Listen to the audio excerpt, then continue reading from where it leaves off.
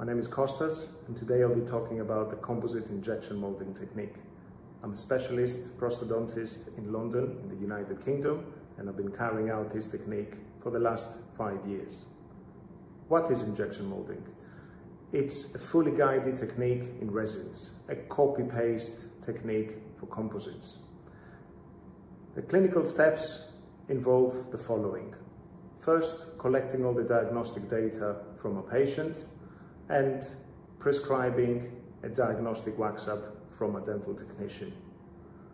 That allows us to do a diagnostic additive mock-up in the patient's mouth, which is then approved aesthetically and functionally. The third and final step is to execute the injectable composites, which is usually done in the alternate tooth technique. The two essential materials, in my opinion, are G-ænial Universal Injectable and EXACLEAR silicone from GC. The evolution of composites have allowed us to now use highly filled injectable resins and get predictable long-term results. The main indications for this technique are the wand dentition as well as composite veneers for the aesthetically driven patient. Freehand composites will always be needed, and injection molding is just here to supplement and complement freehand resin rather than substitute it.